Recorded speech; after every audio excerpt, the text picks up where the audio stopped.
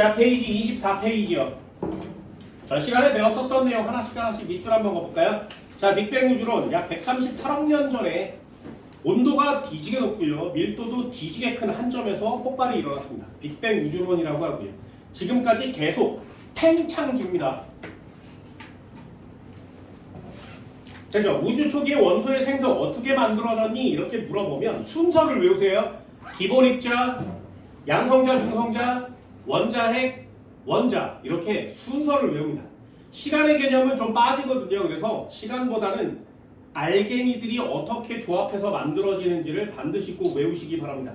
매우 중요한 내용이에요. 이게 첫 번째 파트에서는 가장 중요한 내용입니다. 특히 원자핵과 원자를 헷갈리시면 안 돼요. 원자핵이 먼저 만들어진 후에 원자가 만들어졌습니다. 이렇게 쓰는 거고요. 아래쪽에 보면 빅뱅부터 지금 현재 원자가 형성될까지 이렇게 쫙 그림이 나와 있는데 이건 우주에 대한 내용을 이해할 때 가장 먼저 출제되는 내용이기도 합니다. 아래쪽에 보시면 기본 입자 생성, 양성자, 중성자 생성, 원자핵 생성, 원자 생성 이렇게 써 있는데 그 네 번째 원자 생성의 별표를 쳐주세요. 여기 칸에 있는 내용을 다 외웁니다. 뭘 외우는 거냐면 빅뱅이 일어나고 약 언제 38만 년 별표예요. 온도는 점점점 낮아져서 결국에 3000켈빈 역시 별표입니다. 핵과 전자가 결합하여 수소원자와 헬륨원자가 형성되었다 이렇게 쓰게 되는 거죠. 그렇죠? 우리 두 가지를 전 시간에 간단하게 한번 배웠습니다. 빅뱅 우주론의 증거 두 가지 중에 첫 번째는 우주 배경 복사라는 단어를 들어봤고요. 두 번째 수소와 헬륨의 질량비는 3대1 이렇게 배웠거든요. 그게 25페이지 맨 아래쪽에 나옵니다.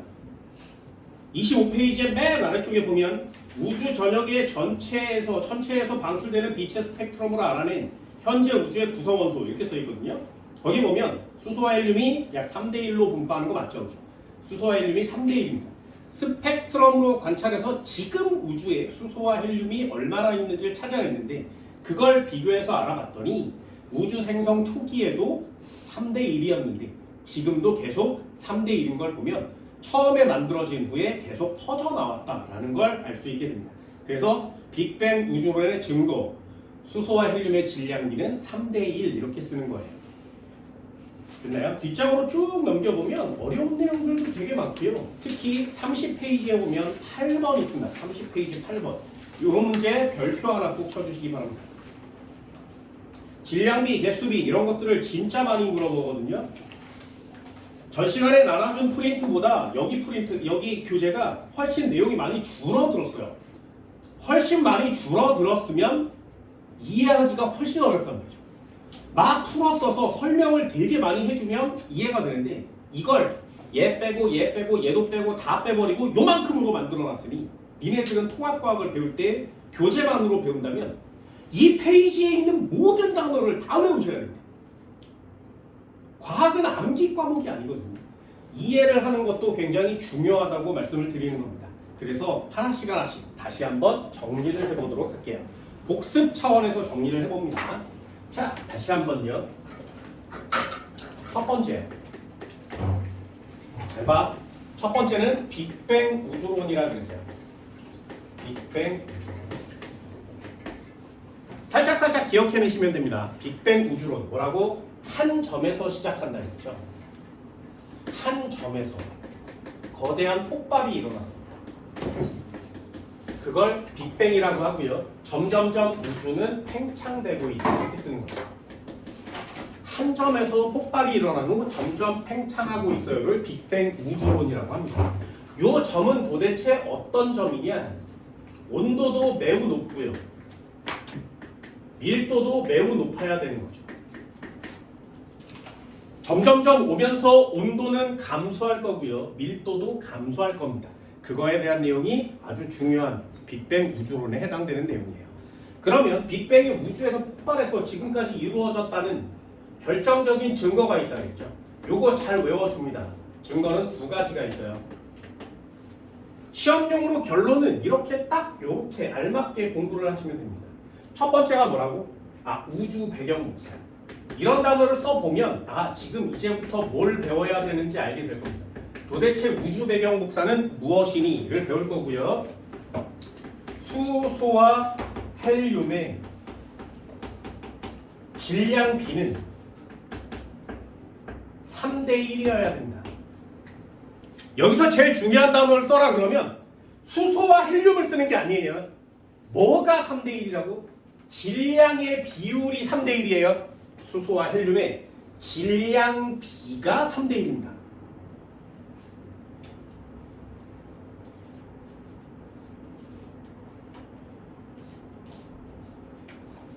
그럼 앞으로 이제 우주 배경수가 뭐지? 아, 수소와 헬륨의 질량비는 왜 3대 1이지? 요걸 배우는 게 통합과학의 1단원이 되는 겁니다. 두 번째도 한번 정리해볼까요? 왜 빅뱅 우주론이냐? 다른 학설은 없어. 그래서 두 번째 학설이 정해집니다. 첫 번째가 뭐라고? 정상 우주론도 있다 그랬어. 그리고 빅뱅 우주론이 있는데 비교샷이거든요.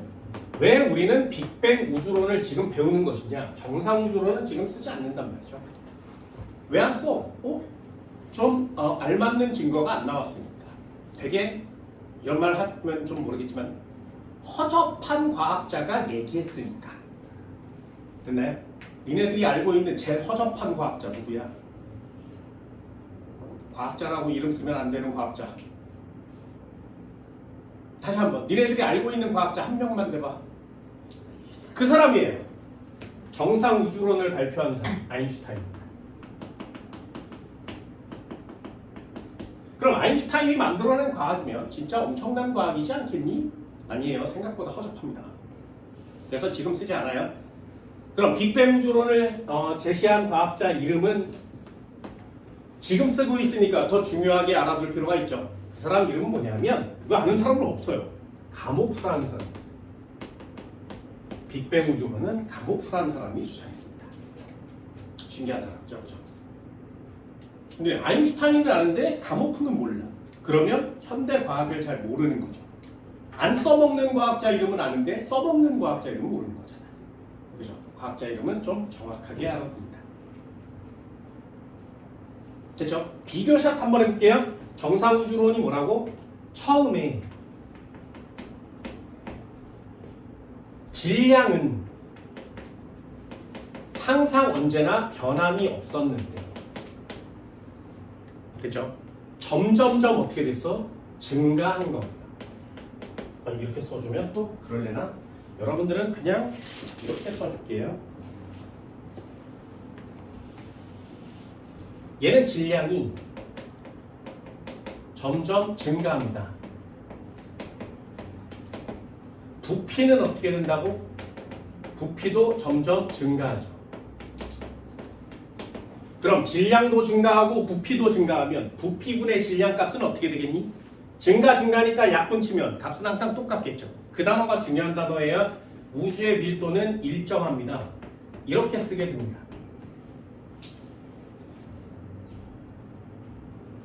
근데 지금은 아니란 말이죠. 얘 안 믿어요. 왜 안 믿는 거야? 우주의 밀도를 쟀더니 말이야. 밀도가 점점 감소하더란 말이죠. 그럼 도대체 어떻게 된 거니? 부피가 점점 증가하는 건 확정, 팽창하니까. 됐나요? 그럼 이 값이 감소하려면 질량은 어떻게 된다고? 질량. 항상 변함없이 일정한 값을 갖는 겁니다. 빅뱅 초기나 지금 우주나 사이즈는 똑같다, 다른데 커졌는데 생성된 질량은 똑같더란 말이죠. 그러니까 빅뱅 우주의 초창기의 우주의 크기는 되게 작은데도 뒤지게 무거웠던 거지. 지금 우주랑 질량이 같으니까요. 수천억 개나 되는 은하에 수천억 개나 되는 별들이 모인 은하가 우주 하나를 구성하고 있거든요. 그 질량이 한 점에 모여 있으면 저 점은 얼마나 무거워야 하는 것이니. 인간의 상상을 좀 초월합니다. 그래서 신을 대입한다 그랬어요. 굉장히 중요한 개념입니다. 그래서 우리는 정상 우주론보다 빅뱅 우주론에 포인트를 맞춰서 공부를 해주는 겁니다.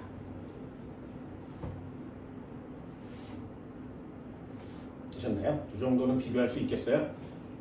책에 안 나오는 것 안 해도 되나요? 아니요. 니네 학교 내신 선생이 이 책을 사용하지만 원래 배우는 거란 말이죠. 그러니까 우리가 과학을 배울 때 하나씩 하나씩 단계를 삼아서 배우게 되는 겁니다. 기본 입자도 만들어 볼까요?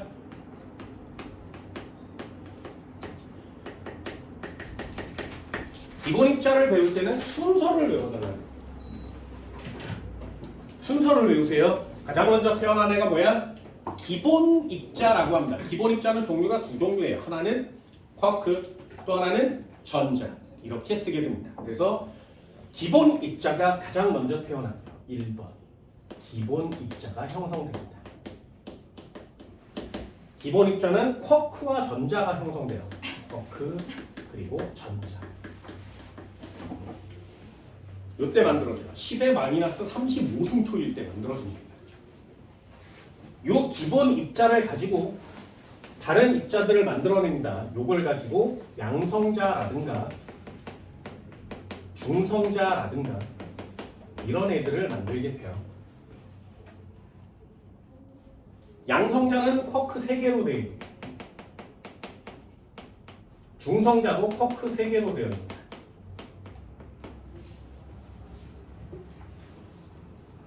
그래서 좀 어려운 단어를 쓰면 쿼크라고 하는 애는 2개에다가 다운 쿼크라고 하는 애 하나를 섞으면 양성자. 쿼크 하나에 다운 쿼크 2개를 섞으면 중성자가 됩니다. 요거 나중에 고등학교 1학년 갔는데 학교에서 UDD, UUD 이렇게 가르쳐주면 전학 가세요. 그렇죠? 아주 옛날 과학이에요. 지금은 잘 가르쳐주지 않습니다. 3번이요. 양성자, 중성자를 합치면 원자 핵이 형성된다. 핵 형성되죠. 여기까지가 3분. 원자 핵은 3분일 때 만들어졌습니다.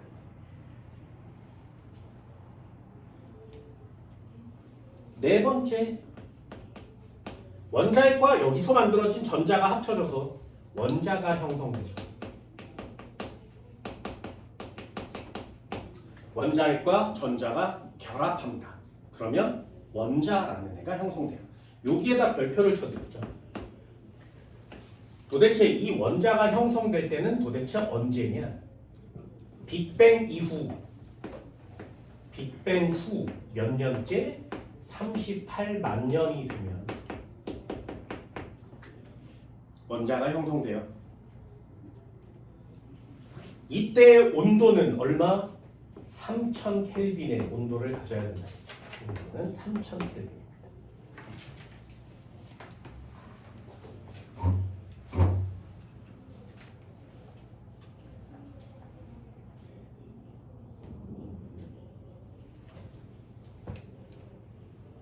되셨나요? 여기까지는 할 수 있겠어요? 아주 기본적인 사항들을 전 시간에 꽤 많이 배웠죠. 잡다구리한 다큐멘터리와 함께 이것저것 많이 배웠습니다. 하지만 이렇게 정리하고 나면 몇 가지 안 되죠. 이런 걸 이해하기가 생각보다 어렵고요.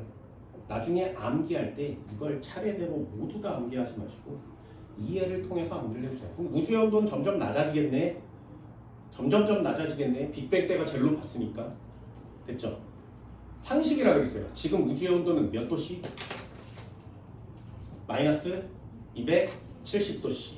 그럼 몇 켈빈? 그런 거 상식입니다. 현재 우주는 온도가 얼마야? 마이너스 270도씨예요. 도씨로 물어보면 마이너스 270도씨라고 쓰는 거고요.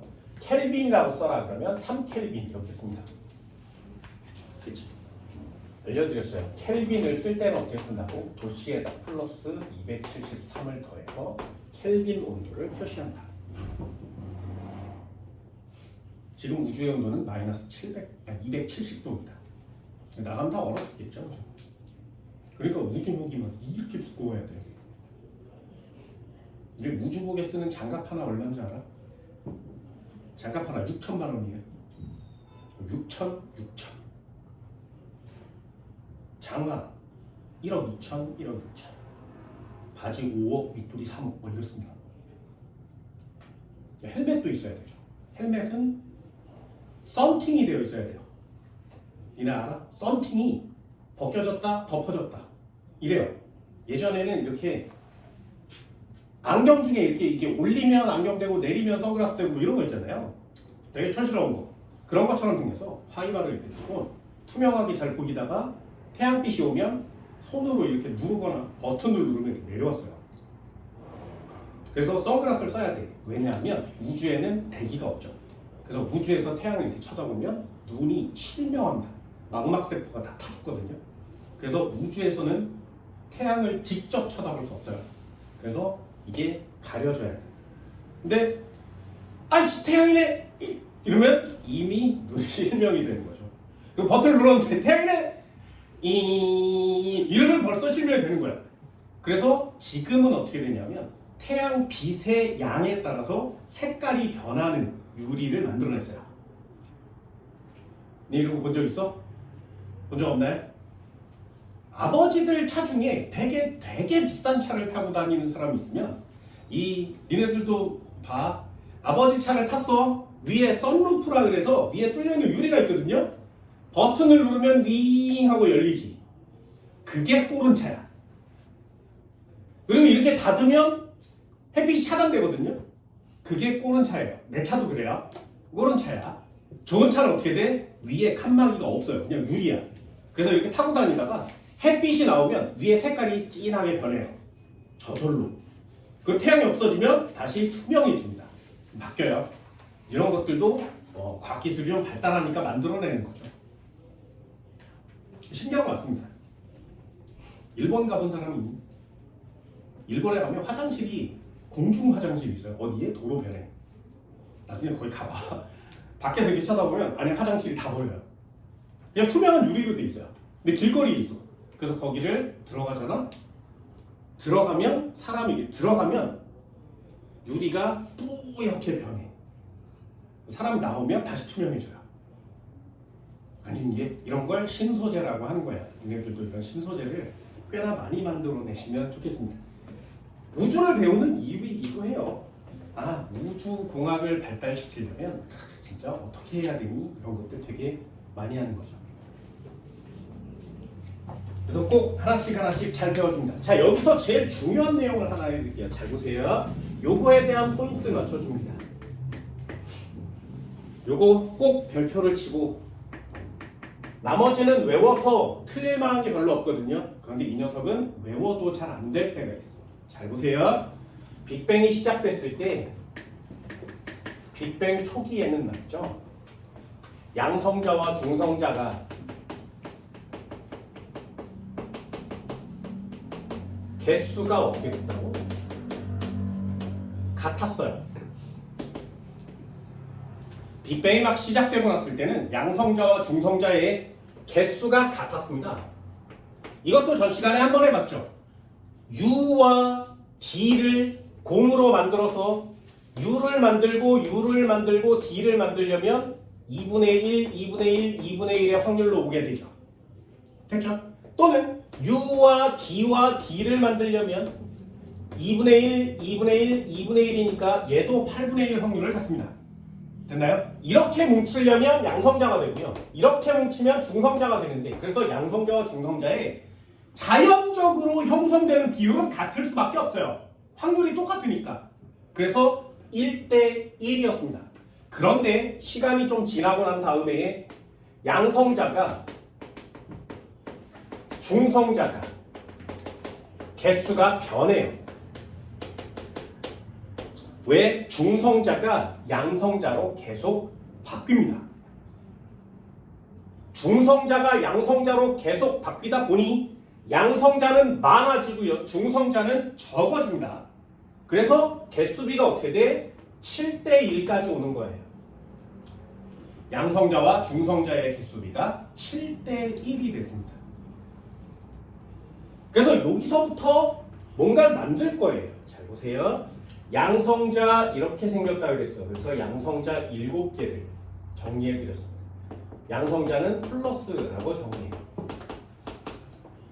7개 맞지? 그리고 중성자는 1개입니다. 중성자예요. 그래서 양성자의 비율과 중성자의 비율은 7대 1이었습니다. 되니? 요 플러스라고 써있는 얘 이름은 양성자였어요. 그리고 여기 아무것도 표시되어 있지 않은 얘 이름은 중성자였습니다. 원래는 1개와 1개가 있었는데 중성자가 양성자로 계속 변해서 7대 1의 비율을 보이게 된 거죠. 되셨나요? 요 녀석의 다른 이름, 양성자의 다른 이름, 그 이름이 중요해요. 그걸 수소 원자핵이라고 합니다. 양성자의 다른 이름을 수소 원자핵이라고 그래요. 됐나요? 그럼 여기에 한 번만 더 써볼게. 플러스가 이렇게 들어있습니다. 7개와 중성자 하나의 비율로 되어 있는 거 맞죠? 요것도 7대1 맞지, 그치? 그래서 우주에 이렇게 7대1의 비율로 존재하다가 양성자 2개와 중성자 2개가 이렇게 결합해요. 양성자 2개와 중성자 2개가 결합합니다. 다시 양성자 2개와 중성자 2개가 결합합니다. 그래서 만들어진 얘 이름을 뭐라고 한다고? 헬륨 원자핵이라고 하는 거예요. 그래서 헬륨 원자핵이 만들어져요. 그럼 헬륨 원자핵 한 마리를 만들면 수소 원자핵은 몇 마리가 남는 거야? 12마리가 남죠. 여기까지 됐어요? 다시요. 헬륨 원자핵 한 마리를 만들려면 중성자가 2마리가 필요해요. 그리고 양성자가 2마리가 필요합니다. 그래서 얘 2마리와 중성자 2마리를 합쳐서 하나의 헬륨 원자핵을 만들고 나면 양성자는 12개가 남죠. 됐어요? 그걸 한국말로 다시 써볼게. 중요합니다. 그래서 결론. 수소 원자핵과 헬륨 원자핵은 개수비가 몇 대 몇이라고? 헬륨 원자핵 한 마리가 형성되면 수소 원자핵은 몇 마리가 남는다고? 12마리가 남는 거죠. 됐어요? 12마리가 남습니다. 그래서 수소 원자핵과 헬륨 원자핵의 개수의 비율은 12대 1이라고 쓰셔야 됩니다. 됐나요? 한 번씩만 해보시면 되거든요. 그럼 마지막 하나. 수소 원자핵은 동그라미 하나로 되어 있죠. 양성자와 중성자는 몸무게가 비슷하거든요. 그럼 수소 원자핵 한 마리와 헬륨 원자핵 한 마리 중에 누가 무거워? 헬륨 원자핵이 무겁죠. 몇 배 무거워? 4배 무겁습니다. 여기까지 됐나요?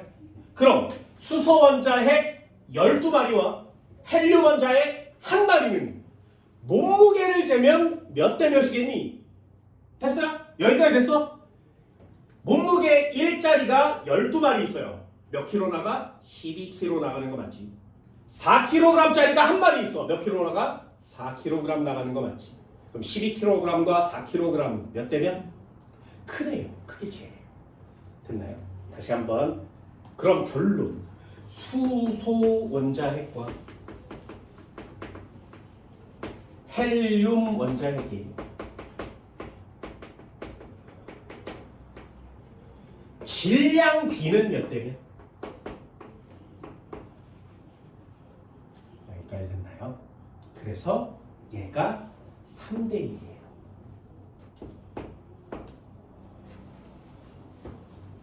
어때? 비율이 되게 많이 나오죠. 1대 1, 7대 1, 12대 1, 3대 1. 그죠? 이걸 하나라도 놓치면 안 된단 말이죠. 그러니 누구의 무슨 비, 누구의 무슨 비, 처음에는 이랬는데 조금씩 변했어. 그럼 수소 원자핵과 헬륨 원자핵의 개수는 몇 개? 4개를 뭉쳐서 헬륨 원자핵을 만들었으니까 12대 1개. 아, 몸무게는 헬륨 원자핵이 4배 무거우니까 3대 1배. 이렇게 됐어요?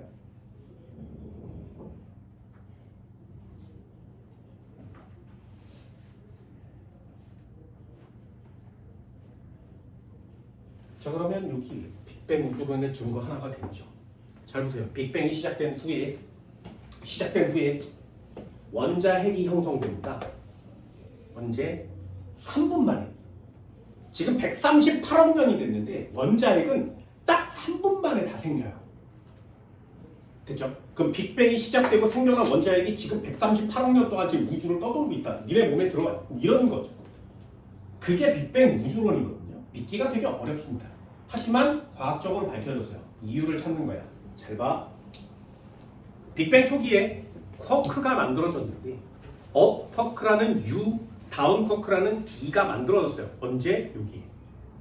걔네들이 충돌을 해서 뭉쳐서 양성자, 뭉쳐서 중성자. 근데 확률이 똑같으니까 처음엔 1대1로 만들어져 있습니다. 그런데 중성자가 양성자로 바뀌어요. 변환하거든요. 양성자가 좀 더 안정성을 갖고 있어서 변해. 계속 변해. 그때 양성자는 많아지고 중성자는 적어지는 거 맞죠? 그래서 변환 비율이 7대1이에요. 그래서 자연계에 존재하고 있었는데 걔네들이 또 양성자와 중성자가 뭉쳐서 원자핵을 만들 거라고. 그런데 양성자 자체를 수소라고 하고요. 양성자 2개와 중성자 2개를 합치면 헬륨이라고 합니다. 됐죠? 그럼 헬륨 하나를 만들려면 중성자 2마리가 일단 필요하죠. 그러니 중성자 2마리를 만들려면 수소 원자핵은 양성자가 14개가 있어야 되는 거 맞죠?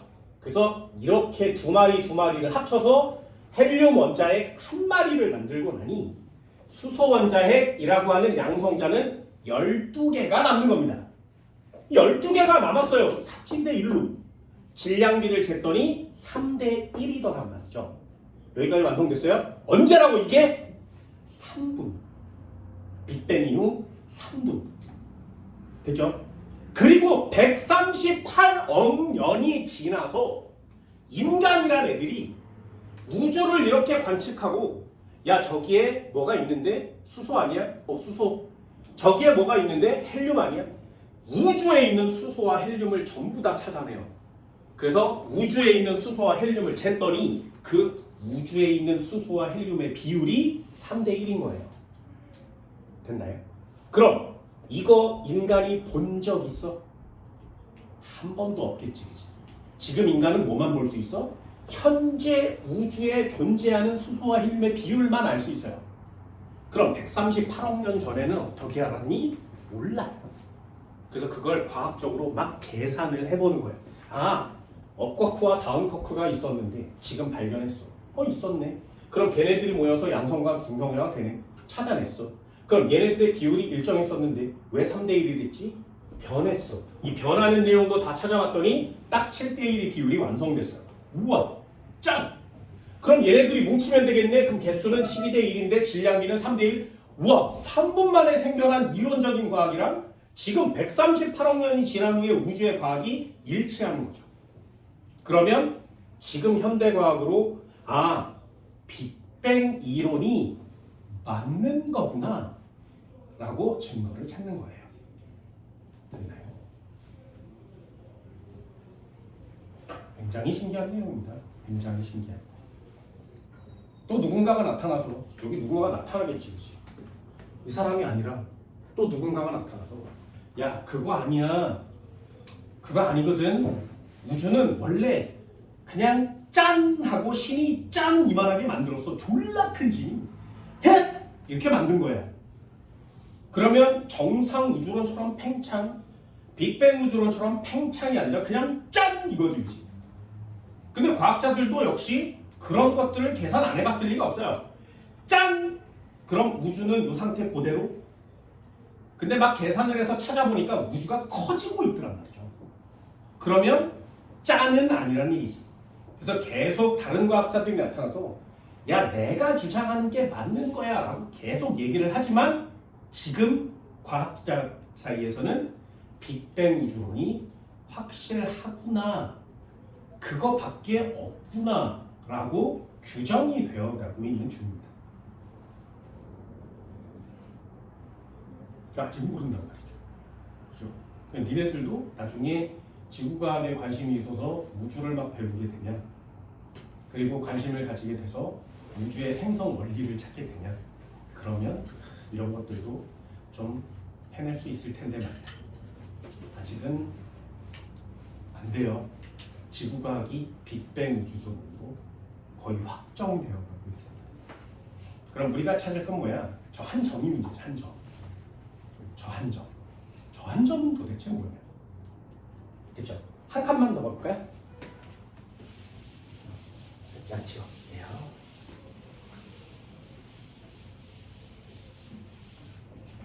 잘 보세요. 두 번째 내용입니다. 예. 역시 별표 3개짜리입니다.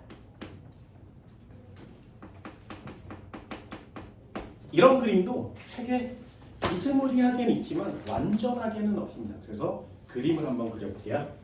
이것도 그림을 잘 보세요. 이렇게 나눠볼게요.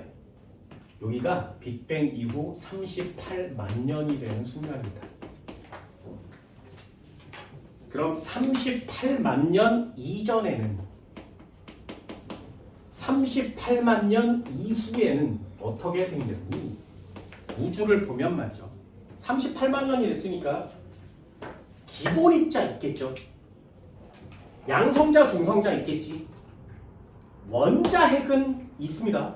하지만 아직 원자는 없어요. 38만 년 이후에 원자가 생기거든요. 그래서 여기에 점 한번 찍어볼게요.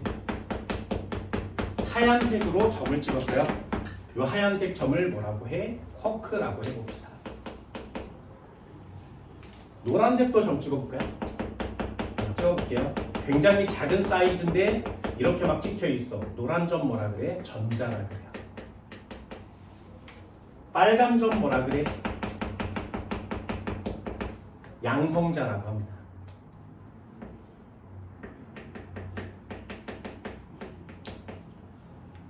색깔이 뭐 별로 없네. 또 막 찍어볼게요. 얘를 뭐라 그래? 중성자라고 합니다. 그리고 여기에 뭐 다른 색 없나? 여기에 다른 색도 있어요. 걔를 뭐라 그래? 원자핵이라고 합니다. 여기까지 생겨나요. 됐죠?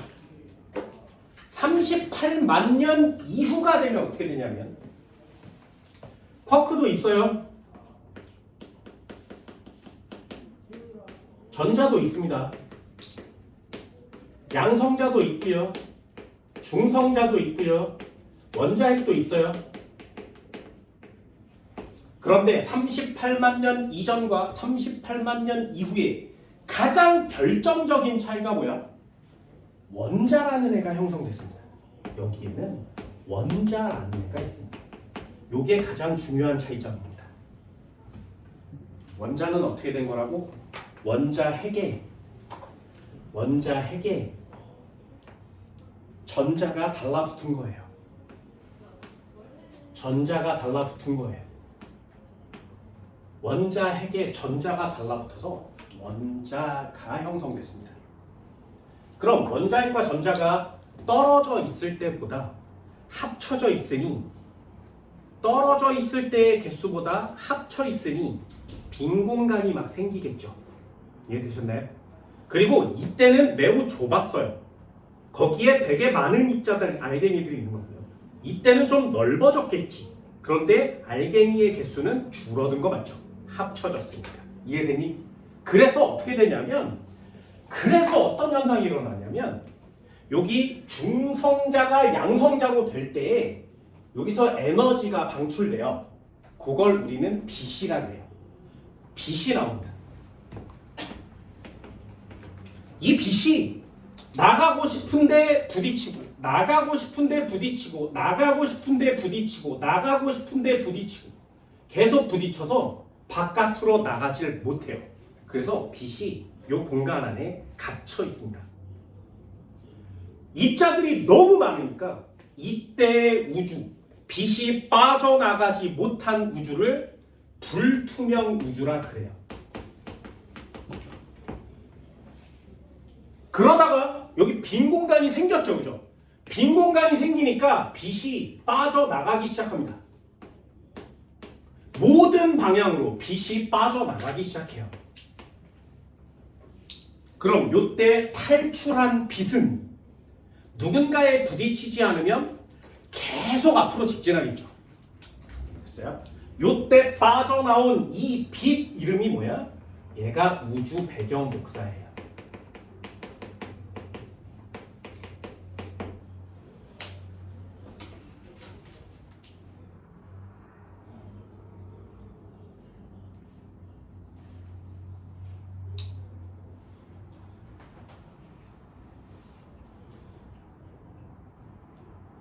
이때 빠져나온 빛이 쭉 하고 달려서 얼마 달렸어?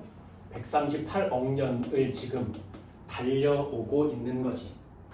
그래서 여기까지만 인간의 눈에 보이는 겁니다. 그래서 우주의 사이즈는 실제 크기가 138억 광년이 아니라 138억 광년이 아니라 우주의 사이즈는 인간 눈에 보이는 것만 138억 살이에요. 그 뒤에는 뭐가 있는지 아직 모릅니다. 아직 빛이 거기까지 가질 못했죠. 그러니 안 보이는 상태인 거예요. 그러니까 지금 우주 사이즈가 얼마나인지 인간은 아직 측정하지 못합니다. 그래서 볼 수 있는, 인간이 빛이라는 애를 통해서 볼 수 있는 우주의 사이즈가 137억 광년이 되는 거죠. 그럼 이때는 여기 빈 공간이 생겨서 빛이 빠져나갔으니까 이걸 투명 우주라고 합니다.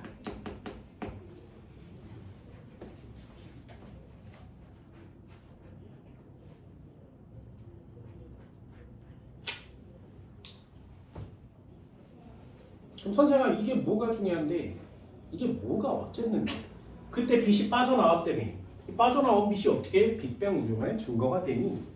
이렇게 물어보는 사람들도 있어요. 굉장히 어렵습니다. 이건 되게 어려워요. 잘 봐. 요때 빠져나온 빛은 요만한 공간 안에 막 부딪히고 있었지, 그지? 그런 다음에 얘가 넓어지고 듬성듬성해지니까 빛이 빠져나오기 시작했죠. 이때는 온도가 얼마라고? 3000켈빈이요. 됐나요? 요때는 온도가 3000켈빈이었어요. 그때 빛이 직진하기 시작합니다. 그래서 지금 현재 우주까지 왔죠. 현재 138억 년이 지난 현재까지 빛은 계속 달려가고 있는 중이에요. 됐지?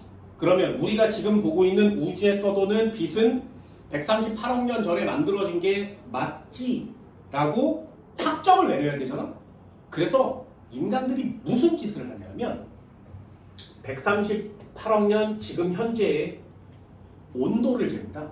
우주의 온도가 얼마라고? 3켈빈이죠. 그죠? 저게 어려워요. 모르셔도 돼요. 내가 어려운 것도 설명해 줄 거야. 몰라도 괜찮아. 인간이 찾아낸 게 뭐냐면 빛이라는 애가 있었는데 빛은 파동 에너지구나 라는 걸 찾아내요. 그래서 파동 에너지는 이렇게 움직이거든요. 물결파처럼. 여기서부터 여기까지를 파장이라고 합니다. 파도의 가장 높은 곳부터 파도의 가장 높은 곳까지의 거리를 파장이라고 해요. 이 파장은, 빛의 파장은 온도에 따라 달라져요.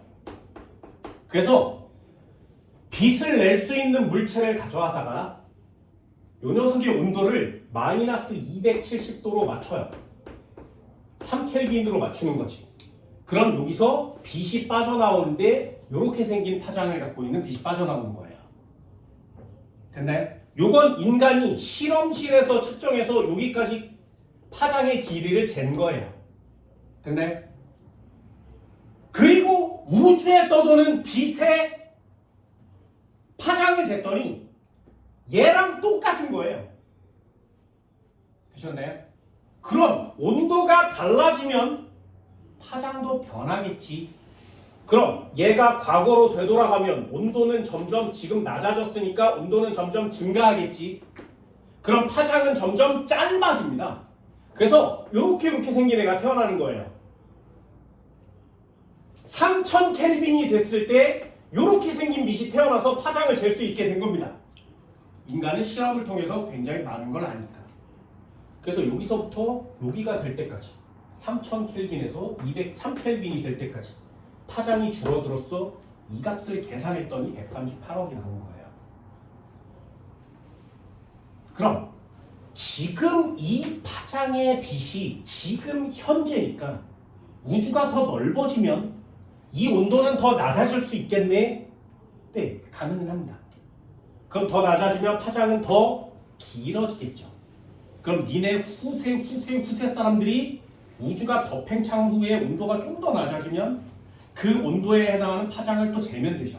실험실에서 잴 거예요. 예를 들면 세월이 더 지나서 우주가 1켈빈이 됐어. 마이너스 272도씨가 됐어요.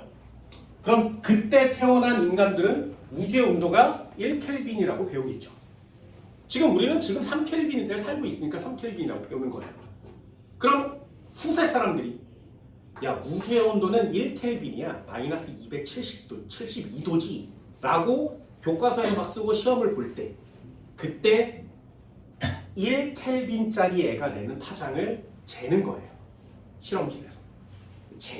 그리고 이렇게 우주에서 오는 배경 복사랑 비교를 해보면 우주에 원래 있던 파장과 실험실에서 내는 파장이 같은 거죠. 그러면 그 우주에 있던 파장은 언제 온 거야? 우주의 생성 초기, 요때부터 왔다고 판별을 할 수 있는 거예요. 지금 과학자들은 아직 이걸 확정짓지는 못합니다. 하지만 교과서용으로는 배우게 되죠. 그래서 이때 발생한 이 우주 배경 복사가 지금까지 오느라고 파장은 점점 길어졌는데 지금 우주의 온도에 해당하는 파장까지 길어졌구나라는 걸 찾아낸 겁니다. 어때요? 생각보다 되게 어렵죠. 그죠? 우주과학은 진짜 많이 어렵습니다. 그래서 투명한 우주 이런 단어는 반드시 꼭 체크해 주세요. 상식으로라도 우주과학을 보는 것만으로도 생각보다 많이 어렵습니다.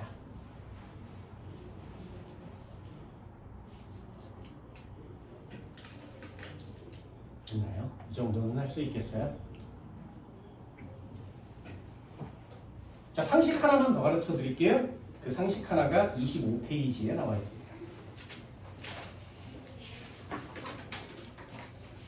25페이지에 보면 중간에 박스 있어요. 연속 스펙트럼, 선 스펙트럼 이런 거 보이니? 자, 스펙트럼에 대한 내용도 상식으로 하나 배워볼게요.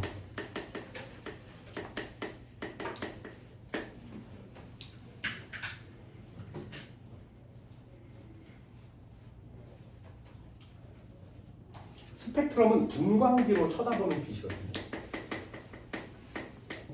분광기로 쳐다보면 빛을 눈으로 볼 수 있습니다. 그걸 스펙트럼이라고 합니다. 아직 한국말로 바뀌지 않았기 때문에 그냥 스펙트럼이라고 배워요. 스펙트럼의 종류는 세 가지가 있어요. 하나는 연속 스펙트럼이라는 단어가 있고 하나는 선 스펙트럼이라는 단어가 있습니다.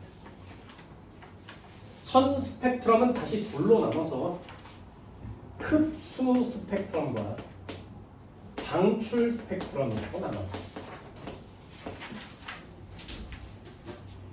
니네 무지개 본 적 있니? 빨주노초 파남보 가운데 선 그어져 있어? 선 없어요. 프리즘을 통해서 빨주노초 파남보 봤니? 선 그어져 있니? 빨간색과 주황색 사이에? 없죠. 그렇게 선이 구별이 없이 쭉 색깔 변화가 나타나는 걸 연속 스펙트럼이라고 합니다.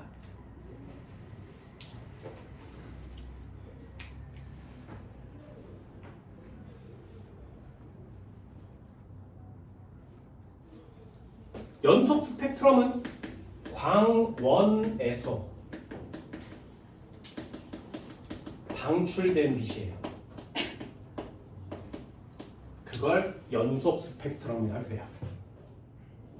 예를 들면 전구, 백열등 같은 애들이고요.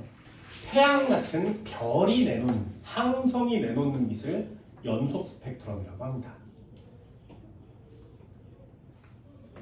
백열등이나 항성, 별 같은 애들이 내는 빛을 연속 스펙트럼이라고 해요.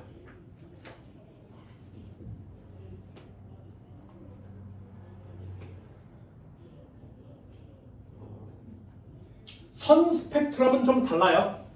선 스펙트럼은 선으로 나타나는데 흡수 스펙트럼 뭐냐? 얘는 저온의 원소가 흡수한 빛입니다.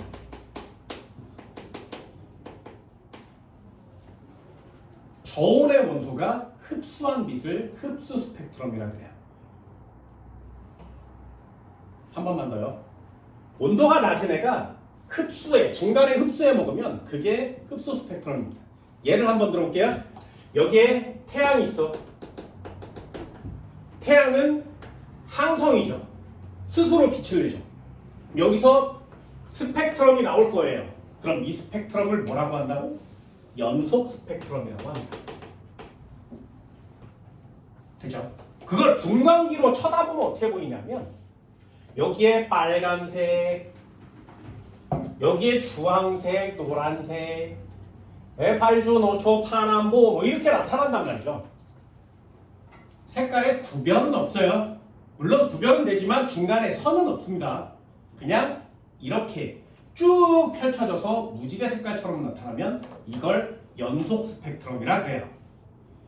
광원에서 직접 방출된 빛. 됐죠? 한 번만 더 해볼게요. 여기에 태양이 있었어. 이거 정리할 겁니다. 태양이 있었어요. 됐지? 그럼 여기서 나온 빛은 이름이 뭐라고? 연속 스펙트럼이야. 됐죠? 연속 스펙트럼이 나왔어. 되니? 그런데 여기 중간에 아무것도 없지 않고요. 여기 중간에 수소 같은 원소가 있는 거예요. 그러면 연속 스펙트럼이라는 애가 있어서 색깔이 쭉 하고 연속적으로 나타나야 되는데 이 수소라는 애가 자기가 좋아하는 자기의 특정한 빛을 먹어요. 됐나요? 다시요. 저온의 원소가 자기에 해당하는 빛을 먹어요. 되니? 그러면 연속적으로 모든 색이 막 나와야 되는데 중간에 수소가 특정한 부분의 색을 탁 먹어버리면 그 뒤로 나갈 수가 없지. 마치 그림자가 생기는 것처럼. 그래서 연속 스펙트럼에 선이 나타납니다. 이렇게 그림자처럼. 됐나요? 이걸 선 스펙트럼이라 그래요. 이 선 스펙트럼 중에 흡수 스펙트럼은 그림자처럼 나타나기 때문에 검정선으로 나타나요. 그래서 얘는 흡수 스펙트럼이 검정색 선이에요.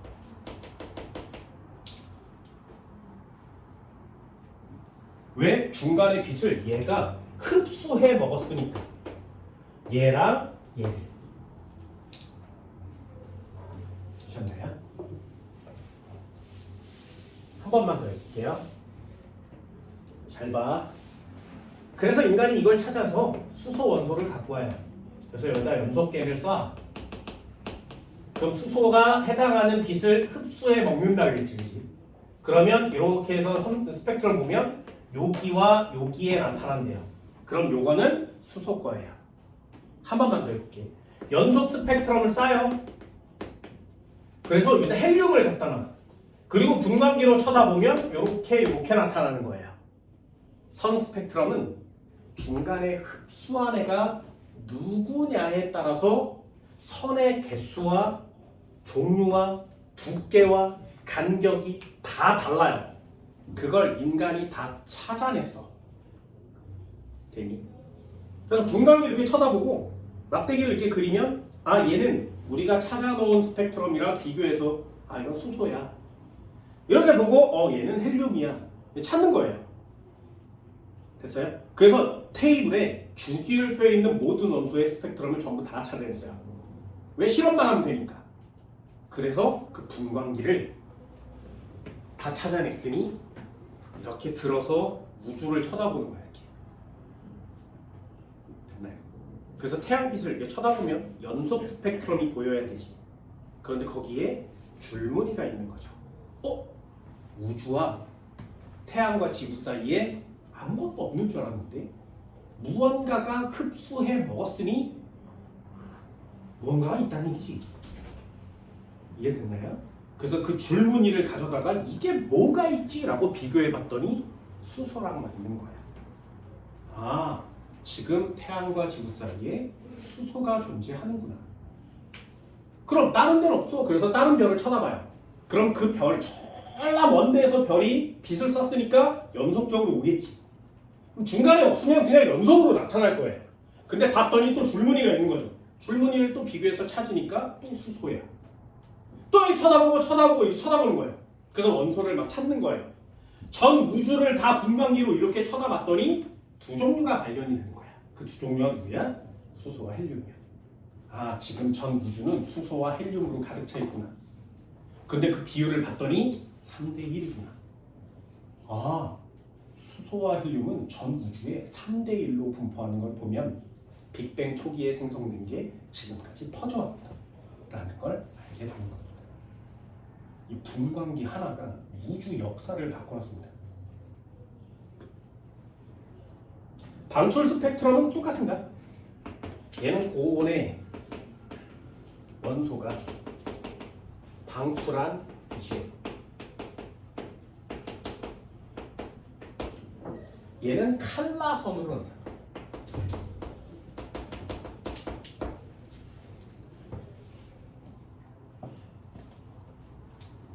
질문이요. 검정색 선은 흡수 스펙트럼이거든요.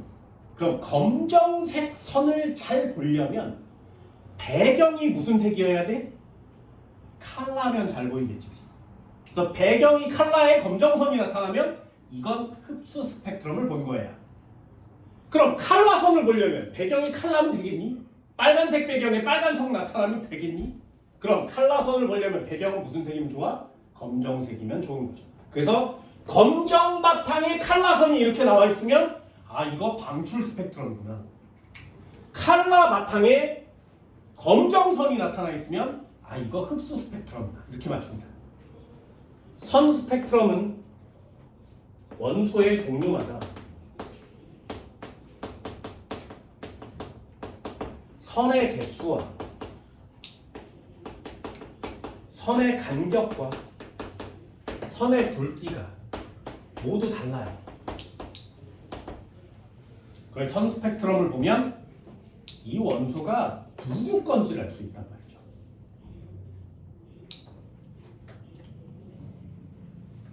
그 장난감을 갖고 놀아도 이런 분광기 같은 걸 갖고 노는 거 졸라 재미지 않겠니? 근데 본 적 있어? 분광기를 실제로 이렇게 본 적 있나요? 나중에 보여달라 그래, 과학 선생한테.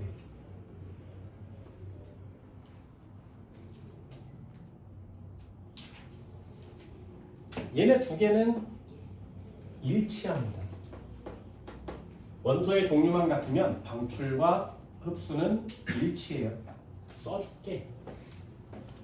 원소의 종류만 같으면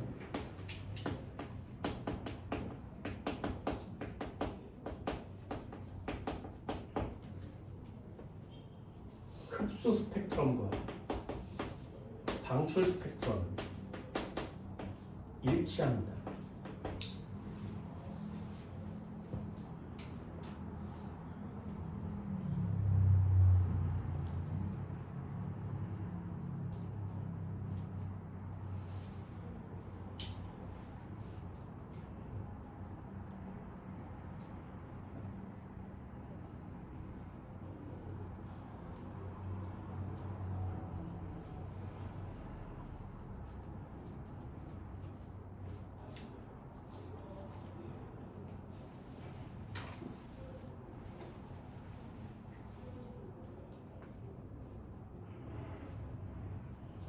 결론이죠. 빅뱅 초기의 수소와 헬륨의 질량비가 3대 1인데 138억 년 뒤에 지금 현재 우주의 수소와 헬륨의 질량비가 3대 1이라면 빅뱅 초기에 수소와 헬륨이 생성된 이후에 지금 전 우주로 계속 퍼져나가고 있다라는 뜻이 되는 겁니다.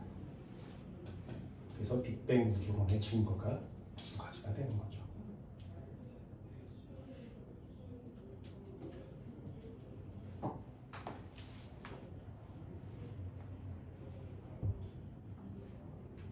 우주에서 나가서 관찰을 하는 망원경들 많이 보내죠. 얼마 전까지 허블 망원경을 썼었는데 너무 노화가 돼서 새로운 망원경 바꿨습니다. 곧 있으면 외계인을 찾을 수 있을 거예요. 눈으로 이렇게 볼 수 있을 거예요. 그럼 안녕 이러잖아요. 그러면 거기까지 가는데 약 10년. 지금 인간이 찾아낸 것 중에 좀 가까이 있는 게 10광년이에요. 거기는 외계인은 살지 않습니다. 10광년, 빛의 속도로 10년만 가면 되거든요. 그 10년만 딱 가면 거기에 행성은 뭘로 돼 있냐면 이 별 전체가 다이아로 돼 있어요. 가서 그냥 캐오기만 하면 돼. 대신에 빛의 속도로 10년 갔다가 캐고 빛의 속도로 10년 와야 돼요. 그럼 지금 인간이 만든 가장 빠른 우주선으로 가면 한 20만 년 걸립니다. 올 때 또 20만 년 걸리겠죠. 원숭이를 태워서 보내면 인간으로 돌아올 수 있어요.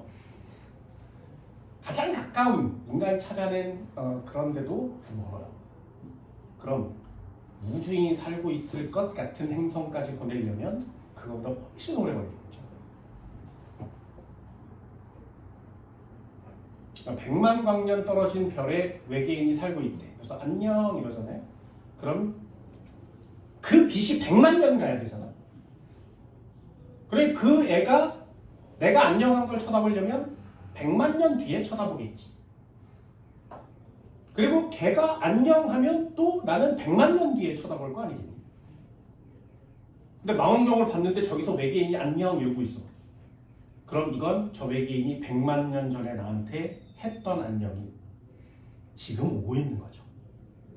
그럼 그 외계인은 지금 없겠지, 그지? 그 별이 없을 수도 있습니다. 우주의 크기 사이즈로 따지면 빛은 너무 느려요. 인간이 찾아내는 속도 중에 가장 빠른 속도가 빛이거든요. 빛보다 빠른 애는 없다라고 과학계에서는 얘기하고 있습니다. 그런데 우주 전체 사이즈로 보면 빛은 너무 느리죠. 정말 너무 느립니다. 그래서 빛보다 빠른 애는 있어야 합니다. 그래서 빛보다 빠른 애를 찾으려고 하고 있는 중이죠. 찾을 수 있겠니? 좀 그래요. 근데 공간에 흩어지는 속도는 빛보다 빠를 수 있거든요. 그래서 우주의 팽창 속도를 쟀더니 지금 빛보다 빠르다라고 결론은 내고 있습니다. 그럼 다른 공간에서 다른 공간으로 가려면 어떻게 하는지? 아무리 빛의 속도로 달려도 시간이 너무 머니까 그걸 통과할 수 있는 구멍을 찾자가 인간이 할 수 있는 가장 빠른 방법이죠. 웜홀이라고 합니다. 그렇게 빨리 나왔으면 좋겠는데 왜 안 나오는 거야? 우주를 배우다 보면 인간이 너무 어접하죠. 싸우지 마. 화나도 화내지 말고 그냥 편하게 사시면 돼요. 너무 작고 허접합니다. 우주과학에 너무 심취하지 마세요. 지구과학자들이 자살률이 가장 높습니다. 이유가 뭔지 알아요? 우주에 가고 싶은 거예요. 저 별에 가고 싶은데 인간의 노력으로는 갈 수가 없죠. 근데 지구과학이 심취했으니 저 별에 한번 가보고 싶은 거죠. 나도 예를 들면 토성이나 목성에 가보고 싶거든요. 근데 토성이나 목성은 인간이 지금 갈 수 있잖아. 근데 내가 못 가는 거죠. 내가. 우주선에 태울 수가 없으니까. 6년 7년이면 가요. 타고 6년 7년 가면 되는데 거기 우주선에 인간을 태울 수가 없어요. 인간을 태우려면 물이나 식량도 태워야 되지. 그래서 우주선 사이즈가 너무 커지거든요. 속도를 낼 수가 없습니다. 그래서 가기가 너무 어려운 거예요. 가서 뒤질 거니까 무인 탐사선만 계속 보내는 중이거든요. 가고 싶죠. 너무나 원합니다. 그럼 어떻게 해? 육신은 여기 남더라도 영혼만이라도 갔으면 좋겠다. 그래서 그냥 죽어보는 겁니다. 그럼 영혼이 이렇게 빠져나가서 가겠지? 못 가. 가지마. 그냥 지구에 살아. 지구가 최고야. 그냥 지구에서 사는 겁니다. 이런 걸 과학으로 찾아내는 건 정말 엄청난 짓 중에 하나죠. 아주 짧은 찰나에 살고 있는 인간이 이 긴 역사를 가진 우주의 역사를 전부 다 찾아내는 건 불가능에 가깝습니다. 이런 걸 찾으려고 애쓰는 사람들도 굉장히 많단 말이에요. 여러분들은 어떠니? 이런 거 하긴 됐어요? 여기까지가 여러분들이 전 시간에 살짝쿵 배웠었던 내용들입니다.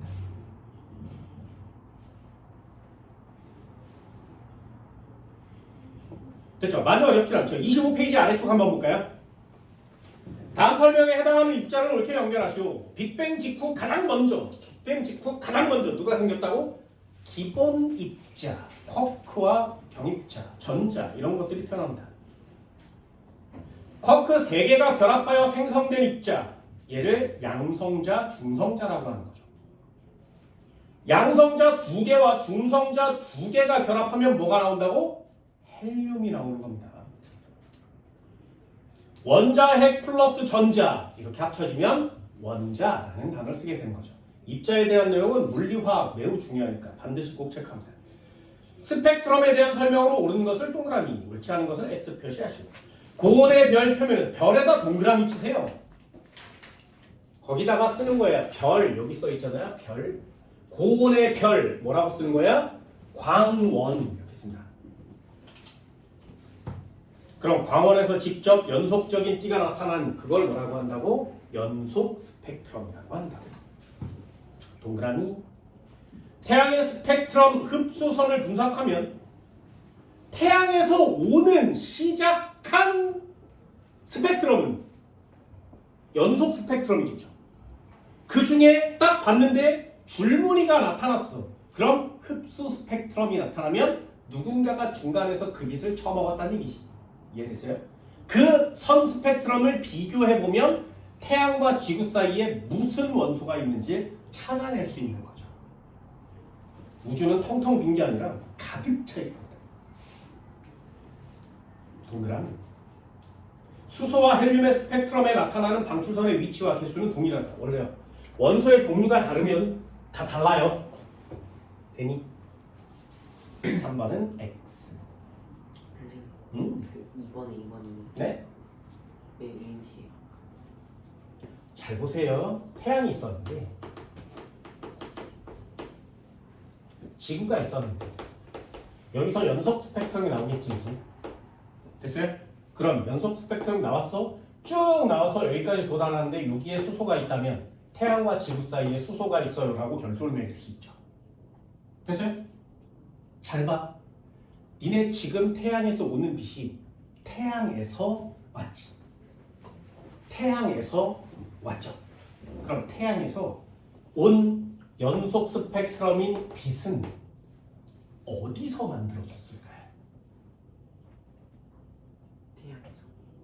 다시 태양이 이렇게 있잖아. 그치? 얘가 태양이야. 얘 태양인데 지구에서 보는 빛이 있을 거 아니겠니? 그럼 빛은 어디서 만들어졌을까요? 그게 과학자들도 되게 궁금했던 거예요. 빛이 표면에서 만들어졌겠니? 아니면 태양 속에서 만들어졌겠니? 다시 한번 해볼게. 잘 봐.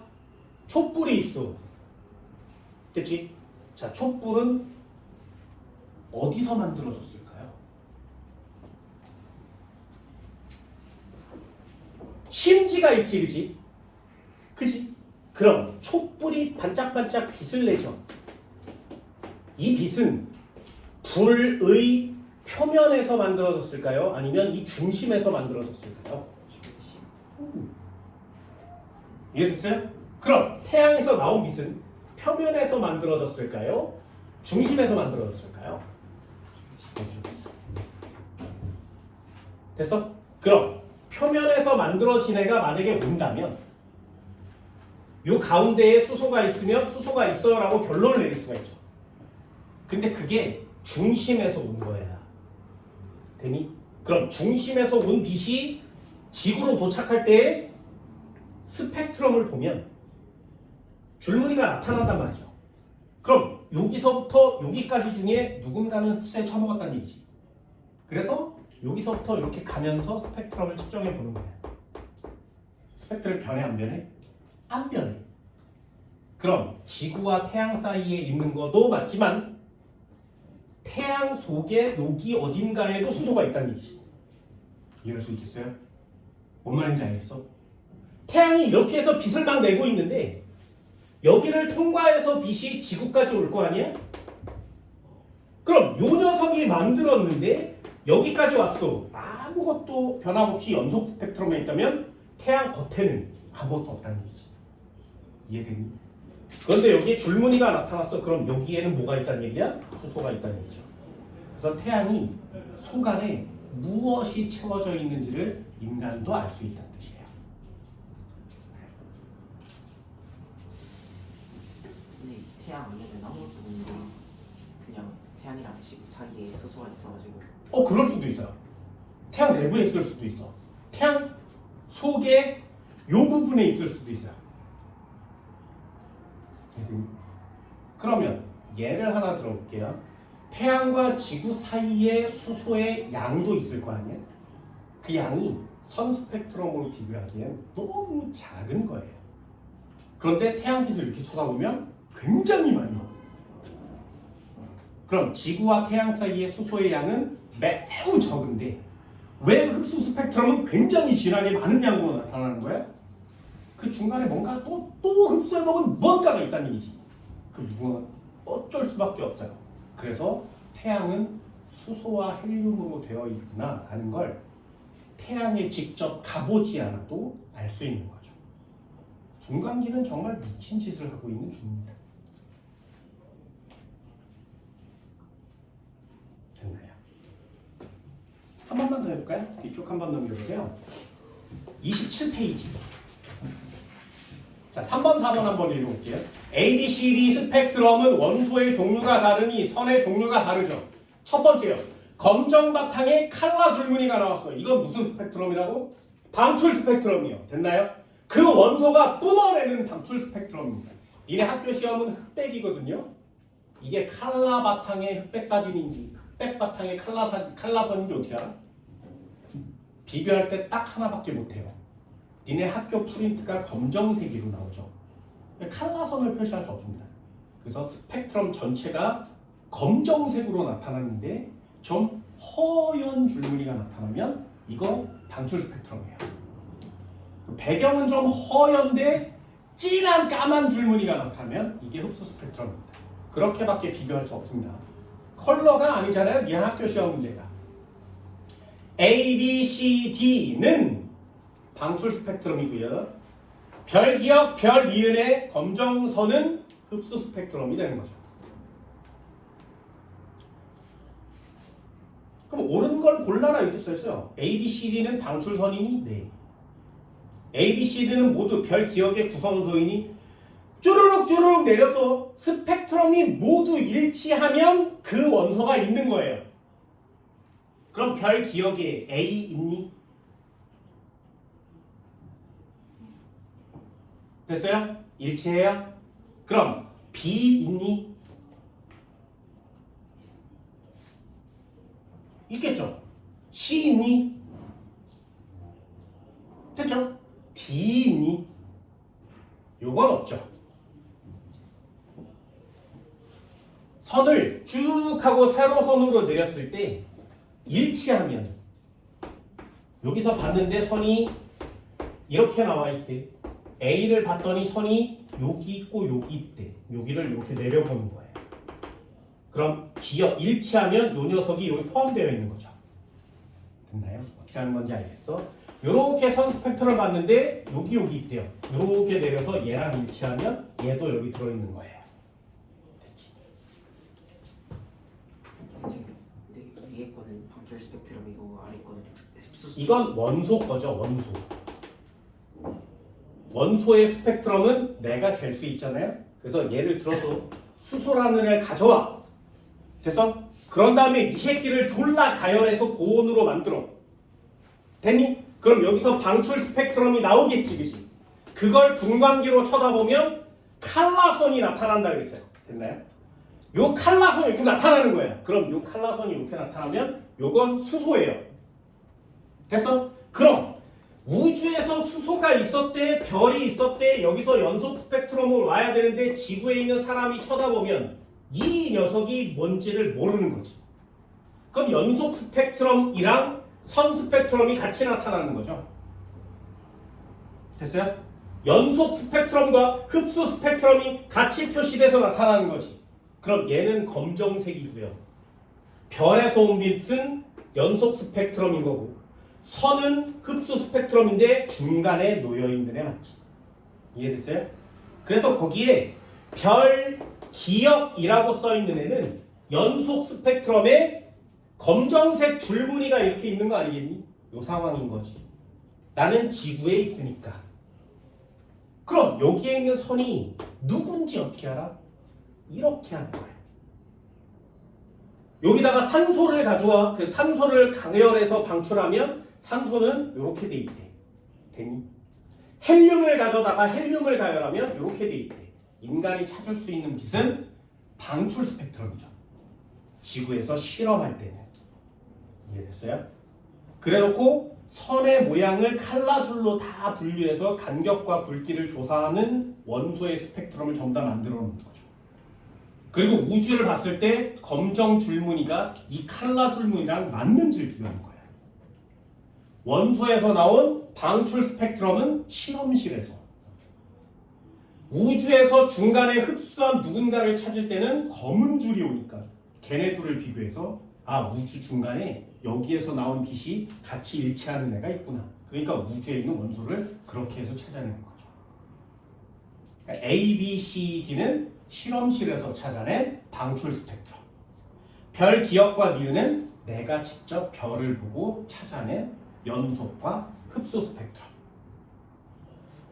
흡수 스펙트럼이랑 방출 스펙트럼이 색만 다르고 모양은 똑같은 거. 당연하죠. 당연하지. 얘가 흡수해놨어. 10,000원을 너한테 줬어. 넌 10,000원을 가지고 있지. 졸라 패는 거야. 야, 시대가 돈 다 내놔. 10,000원을 내는 거죠. 됐나요? 그래서 흡수한 빛과 방출한 빛은 원소마다 정해져 있습니다. 니은은 X, D는 안 돼요. 스펙트럼을 분석하여 별을 구성하는 원소의 종류를 알아냈습니다. 네.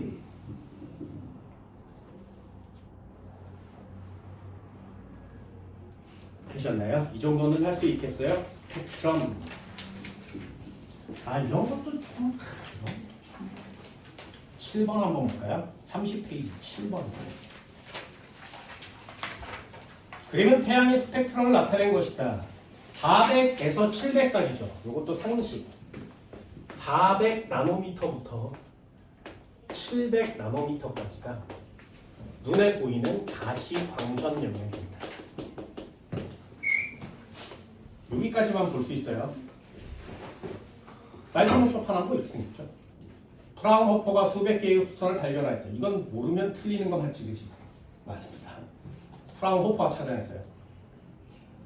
태양의 대기를 이루는 원소를 알 수 있다. 네, 다 알 수 있습니다. 원소를 알 수 있는 건 전부 다예요.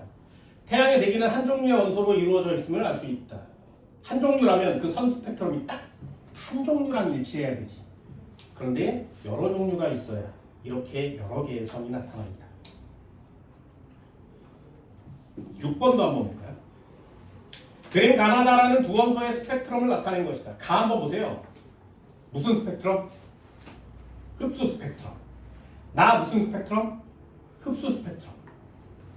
다는 무슨 스펙트럼? 방출 스펙트럼. 라 무슨 스펙트럼? 방출 스펙트럼. 여기까지 됐나요? 그래서 컬러선 검정 줄무늬 이거 되게 중요합니다. 오는 걸 골라라. 가는 흡수니 네.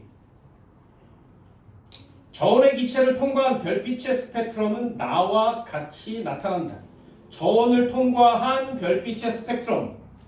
저온을 통과한 별빛의 스펙트럼. 흡수 스펙트럼이죠. 일단 가와 나처럼 나타나야 된다.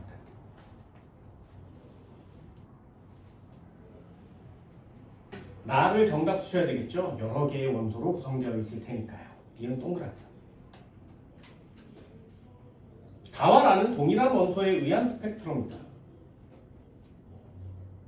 나와 라가 돼야 되고요. 가와 다가 동일해야 되겠죠.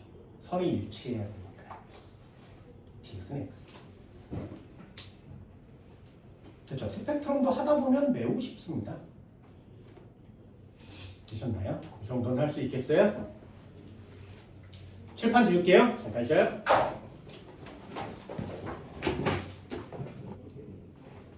자, 페이지 32페이지요. 다음 시간에 하게 될 내용을 간단하게 요약 정리를 합니다. 자, 32페이지. 여기는 뭘 배우는 거냐면 얘네들이 주기율표 상에서 한 번쯤은 들어봤었던 애. 수소, 헬륨, 질소, 나트륨, 탄소 이런 원소들이 도대체 어디서 왔느냐예요. 예를 들면 얘가 중학교 때 뭘 배우는 거야? 탄수화물을 구성하는 요소는 수소, 산소, 탄소, 수소, 산소, 질 이런 거예요. 단백질을 구성하는 애는 CHON이라고 합니다. 자, 질문. 니네 몸뚱아리의 영양분은 모두 다 탄소, 수소, 산소로 되어 있어요. 탄소, 수소, 산소, 질소로 되어 있어요. 자, 그럼 질문이요. 여기 있는 이 내 몸을 구성하는 수소는 어디서 왔니 도대체? 됐어요? 그래서 따져봤더니 이 수소는 말이야. 빅뱅이 있었잖아? 쿼크가 만들어졌지? 양성자와 중성자가 만들어졌는데 그때 생성된 양성자를 우린 다른 말로 뭐라고 한다고? 그래요. 그게 38만 년이 지난 후에 전자 한 마리랑 결합해서 수소 원자가 됐지. 그때 만들어진 수소 원자가 전 우주를 떠돌다가 니네 몸에 들어와 있는 거야. 됐나요? 그럼 니네 몸에 있는 수소는 138억 년 된 애일 수도 있지. 이해되니? 그러니 나는 빅뱅 때 만들어진 입자들의 모임인 거예요. 됐어요? 그럼 한 번만 더. 헬륨은 어디서 만들어졌어? 빅뱅 때 12, 1, 3대 1로 만들어졌으니까 걔가 이렇게 돌아다니다가 지금 있는 거지. 그렇다면 탄소는 어디서 만들어지니? 질소는 산소. 도대체 얘네들은 어디서 만들어졌길래 내 몸을 구성하는 데 필요한 거니? 이를 배우는 게 여기 단원이에요. 됐나요? 하나만 더 할게요. 자, 해봅시다. 우주의 주요 원소 수소와 헬륨 밑줄이에요. 언제 만들어졌다고? 제일 뒤에 밑줄. 우주 초기에 이미 만들어져 있습니다. 수소와 헬륨은 우주가 생성된 빅뱅 초기에 이미 만들어졌어요. 그럼 나머지 애들은 그래서 비교하는 거예요. 지구와 생명체를 구성하는 원소. 지구의 지금 원소들과 내 몸에 있는 원소들은 누가 제일 많은지를 조사한 거죠. 순서를 외우세요. 지구에 제일 많은 애가 누구야? 철이 제일 많습니다. 지구에 철이 제일 많아요. 그 다음에 산소, 규소 이렇게 생겼어요. 순서를 외우셔야 돼요. 그럼 생명체, 사람의 몸속에 제일 많은 애는 누구야? 산소, 탄소, 수소. 보이니? 요게 첫 번째입니다. 구별을 하셔야 돼요. 지구에 제일 많은 애는 누구라고? 철. 사람 몸에 제일 많은 애는 누구라고? 산소. 이 두 가지를 반드시 꼭 구별해 내십니다. 그럼 야, 우주에 제일 많은 애가 수소와 헬륨인데 왜 땅속에는 철이 제일 많지? 철은 어디서 만들어졌는데? 우주에 수소와 헬륨이 제일 많은데 왜 우리 몸엔 산소가 제일 많아? 산소는 도대체 누가 만들었는데? 그게 궁금했겠지, 그치? 그래서 하나씩 찾아내게 되는 겁니다. 되셨나요? 요걸 하기 전에 다음 시간에 배울 게 이거거든요. 이걸 하기 전에 오늘 마지막 타임에 이걸 꼭 외워오세요. 다음 시간에 꼭 배울 게 바로 이겁니다. 숙제, 별의 진화.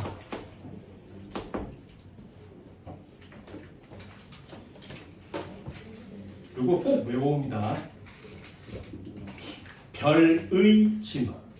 우리가 얘기하는 이 별은 영어로 스타라고 합니다.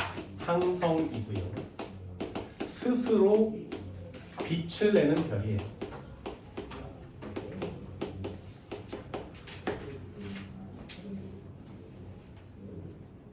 우리가 얘기하는 별은 스스로 빛을 내는 별을 항성, 별이라고 합니다.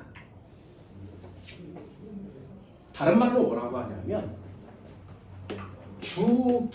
주계열성이라 그래요. 다시요. 이제 앞으로 별 그러면 주계열성 이렇게 얘기합니다.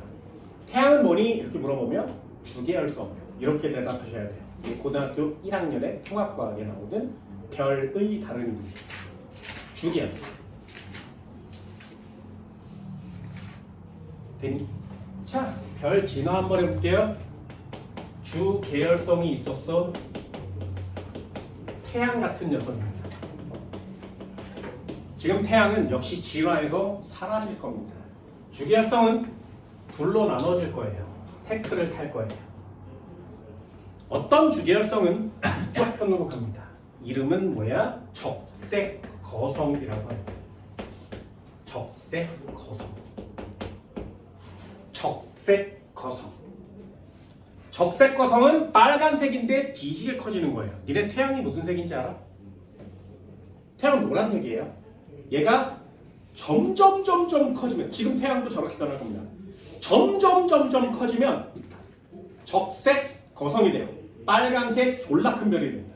어디까지와? 수성 먹고 금성 먹고 지구까지 올 거예요. 그만큼 사이즈가 커진다. 그럼 지구를 먹을 때쯤 되면 인간은 거기서 살 수 없겠지, 그치? 또 다른 별로 가야 되겠죠. 그래서 적색 거성이 될 때까지 한 50억 년이 걸려요. 그게 태양의 나이예요. 지금 50억 년 살았어. 이제 50억 년 남았어. 적색 거성을 지나게 되면 태양이 불타오르던 그 부분이 꺼져요.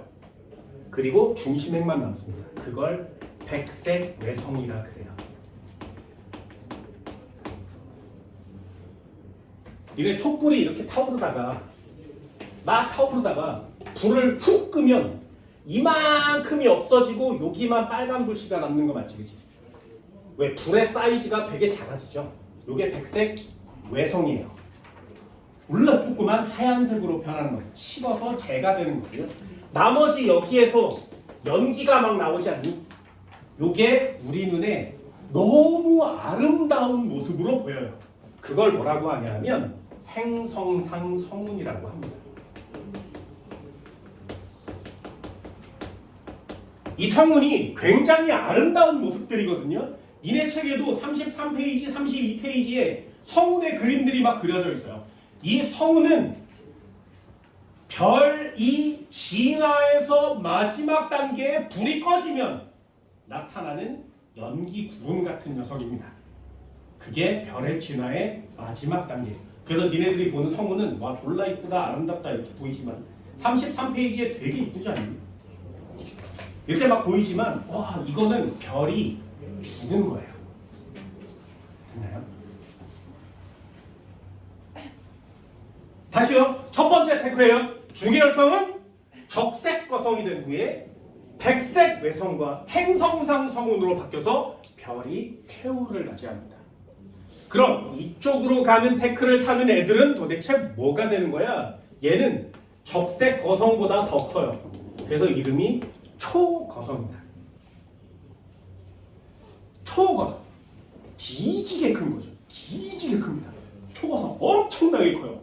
그래서 이거보다 더 큰 이름을 붙이기가 너무 어려워서 뭐 개초거성 뭐 돌초거성 막 이렇게 붙여야 되는데 더 이상 과학적으로 붙일 따름 없는 거예요. 초거성. 너무 큰 거예요. 적색 거성보다 훨씬 큽니다. 이 상태가 되면 불이 훅 꺼져야 되는데 얘는 에너지가 너무 많아서 커지다가 터져요. 뻥 하고 터져버립니다. 불이 휙 꺼지는 게 아니라 터져요. 그걸 초신성이라 그래요.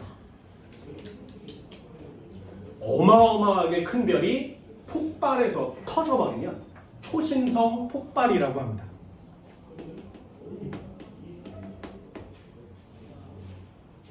그럼 초신성이 폭발한 곳에 남는 애도 두 가지로 변하는데 어떤 애는 초신성이 폭발한 후에 그 잔해들이 다시 모여서 하나의 별이 돼요. 졸라 무거운 별이 됩니다. 그걸 중성자 별이라고 합니다.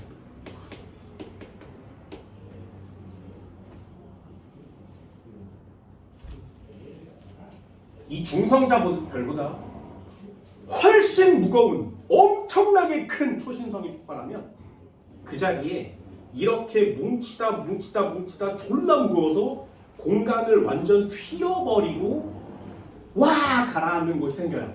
그러면 이렇게 뻥 이렇게 생긴 구덩이가 파이겠지. 이 구덩이로 빛이 지나가면 구덩이로 빨려 들어와요. 그렇게.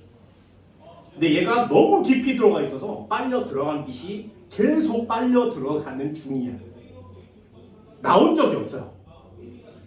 그러니 빛이 계속 빨려 들어가면 얘는 무슨 색으로 보여? 바깥에서 보면 검정색으로 보입니다. 우린 그 녀석을 뭐라고 하는 거야? 네, 블랙홀이라고 해요. 우리들이 이제 알고 있는 블랙홀, 블랙홀이 뭐니? 라고 물어보면 주계열성이라는 애가 있었는데 졸라 큰 애가 뒤지게 커져서 터지면 가운데에 모여서 블랙홀을 만드는 거야 라고 배우게 되는 거예요. 이게 별의 진화 과정입니다.